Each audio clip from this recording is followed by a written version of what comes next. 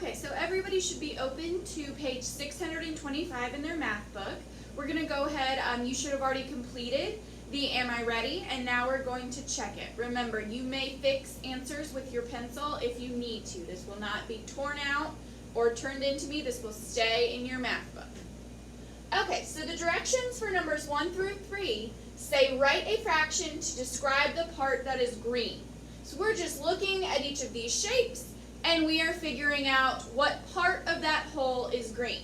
So first we're going to figure out how many pieces the whole has been broken into. So let's look at number 1 and let's count how many pieces the whole has been broken into. So that means we're going to count green and white.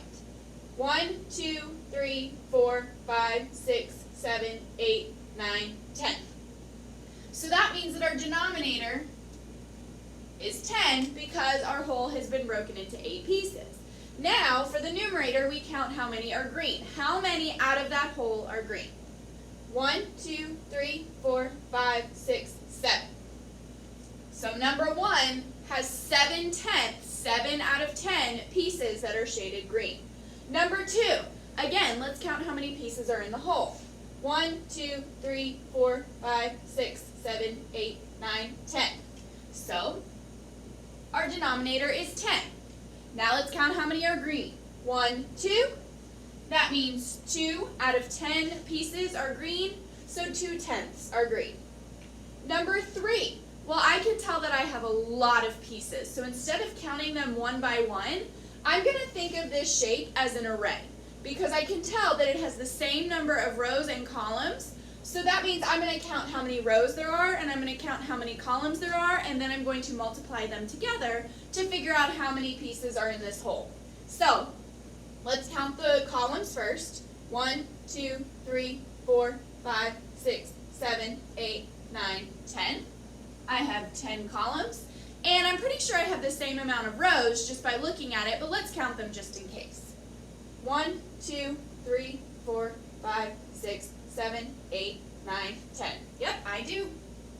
So now, just like when we do arrays in multiplication, I'm going to multiply the columns by the rows. 10 times 10 is 100. That means this whole is broken into 100 pieces. Now, I need to figure out my numerator, I need to figure out how many are green. Well, again, there's a lot of pieces that are shaded green, so I'm not going to count them one by one. I am going to think of it as an array again, but this time when I do my array, I'm only going to count my full columns. I know that I've got 10 rows that are shaded. 1, 2, 3, 4, 5, 6, 7, 8, 9, 10 are all green. So my rows are going to stay the same. Now for the columns, I'm going to count how many full columns are green. So 1, 2, 3, 4, 5, 6 full columns are green. Now I know I've got these pieces right here, but that full column isn't green. So what I'm going to do is I'm going to figure out how many full rows and columns are shaded green. So 6 times 10 is 60, but now I'm going to add these extra pieces. So I have 1, 2, 3, 4, 5, 6, 7, 8. 60 plus 8 is 68. So I have 68 out of 100 that are shaded, which is 68 hundredths. Now I know number 2 and number 3 are not in simplest form. That's okay. We're not going to worry about it just yet. Because we're just looking, there's a reason that we're looking at denominators of 10 and 100. So we're not going to worry about putting that in simplest form. Okay, so let's go ahead and move on to the next problems. For numbers 4 through 7, the directions say write each as a fraction. So that means they are telling us the fraction in word form, and we have to put it into number form. So number 4 says 4/10. Well, when we say fractions, we know that whenever we say the number that is the denominator, we add that THS sound to the end, the sound. So that means tenths tells us the denominator, and the number that comes before, 4, is the numerator. So number 4, 4/10, looks like a numerator of 4 with a denominator of 10. Number 5, follow the same rule. Tenths has that THS sound at the end, so that means that is our denominator. The number that comes before, 8, is our numerator. So that means 8 tenths looks like a numerator of 8 and a denominator of 10. Remember again, we are not simplifying these right now. Okay, number 6, 20 hundredths. Well, hundredths has that THS sound, so that's our denominator.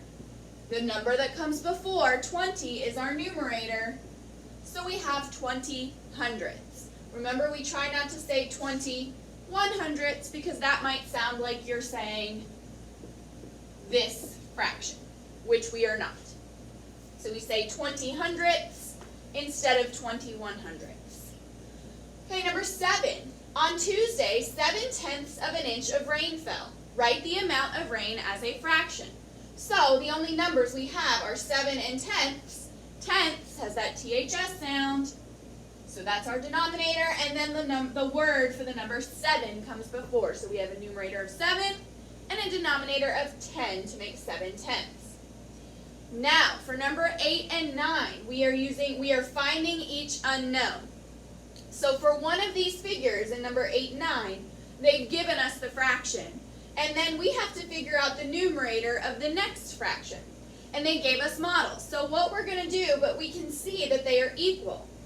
So what we're going to do is we're going to go ahead and we are going to count the shape, the model that they give us, and then we're going to see how it's equal to the other model.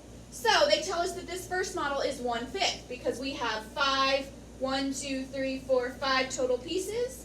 One of them is shaded, so that's 1/5. Now, if we go to this model, they tell us that there are 1, 2, 3, 4, 5, 6, 7, 8, 9, 10 pieces in that whole. And we can look and we can see that 2 are shaded. So 2 tenths of this model is shaded. Now we can look at it and we can see that 1 out of 5 and 2 out of 10 represent the same number of parts. We also know that because we know how to do equivalent fractions. We know that we figure out what we can do to our first denominator to get our second denominator. Well, we know 5 times 2 equals 10, and then we do the same thing to the numerator. 1 times 2 equals 10. So we have several different ways to figure that out. Now, number 9. The first model is broken into 1, 2, 3, 4, 5 pieces, which our denominator tells us, and 1, 2, 3, 4 are shaded, which our numerator tells us. Now, we're going to look at our second model. It tells us that our model is broken into 10 pieces, and we can see that 1, 2, 3, 4, 5, 6, 7, 8 are shaded. So we have 8 tenths shaded. We can see, based on the model, that the amount of space that is shaded is the same. We also know that if you start with 5, you have to multiply by 2 to get 10, and whatever you do to the denominator, you also do to the numerator, and 4 times 2 is 8. So again, several ways we can figure that out. Okay, go ahead and turn to the back, and let's look at page 626. Okay, so on page 626, what we have to do is we have to look, one side gives us the fraction, and the other side gives us the model. Now, for some of these, we have to figure out what the fraction is, and for some of them, we have to figure out what the model looks like. If we go across, that shows equivalent fractions. So these two are equivalent, and these two are equivalent. So let's look at this one right here. We have the fraction for the tenths, so that means we need to shade in the model. Well, this fraction tells us that we have 3 tenths. We can tell that this shape is broken into 1, 2, 3, 4, 5, 6, 7, 8, 9, 10 pieces. So that means to show 3 tenths, we have to shade 3 of them. 1, 2, 3. So now we have 1, 2, 3 out of 1, 2, 3, 4, 5, 6, 7, 8, 9, 10 that are shaded. On this side, we have a hundredths model. That means this shape is broken into 100 equal pieces. Our denominator tells that. We also know because we can look at this, and whenever we see something like this, it is almost always a hundredths grid. It's showing us hundredths. It looks like that hundredths flat that we use when we use base 10 blocks. So we have to figure out how many of these 100 pieces are shaded. Well, we know these two are equivalent, so the first thing that we can do, because we already know this from 2 chapters ago, is that we can figure out what we have to do to 10 to get 100. Well, I know if I want to go from 10 to 100, I have to multiply by 10. 10 times 10 equals 100. Whatever I do to the denominator, I also have to do to the numerator. Oops. Not times 3, times 10. 3 times 10 is 30. So here I have 30 hundredths. Another way I can figure it out is to count the pieces that are shaded. Now it's going to take me a little while to count 30 little pieces. So what I can do is what I did on numbers 1, 2, and 3, where I found the array, and then I found the equal number of rows and columns, and then I added any extra. So let's see how many columns have shaded, how many rows have shaded pieces in them. 1, 2, 3, 4, 5, 6, 7, 8, 9, 10. So 10 rows have shaded pieces in them. Now I'm going to count how many full columns there are. That means they are completely full from bottom to top. 1, 2, 3. And then I'm going to check and see if I have any extra, which I don't. So that means 3 times 10 is 30. I have 30 out of 100 pieces shaded. Now let's do the same thing down here. Well, I have my shaded model, but I don't have my denominator. So let me count. This numerator tells me how many are shaded. So let's see let's count to see where that is.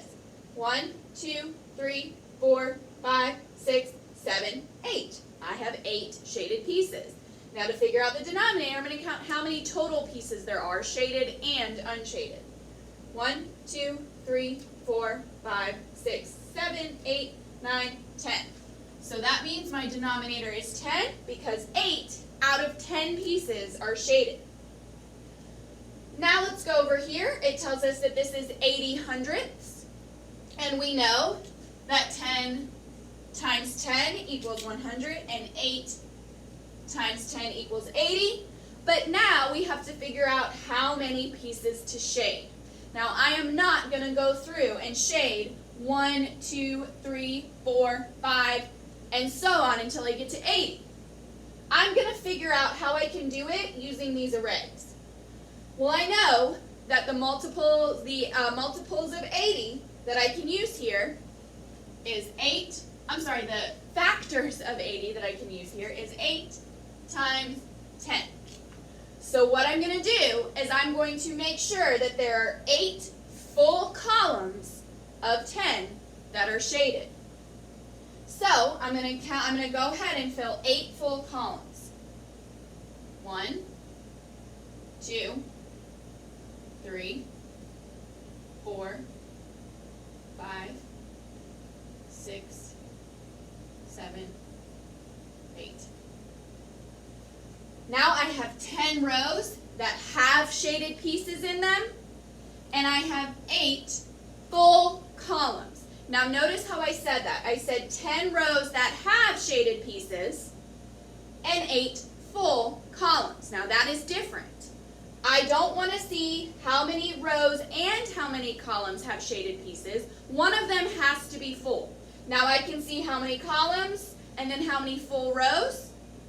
But what you're going to see in this math book is that you are going to see 10 rows that have shaded pieces, and then you're going to be looking for full columns on the other side. And we'll see that as we get more into this lesson.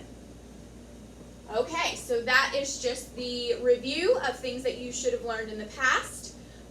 Starting tomorrow, we will get more into detail about this, and you'll see exactly why we did this today.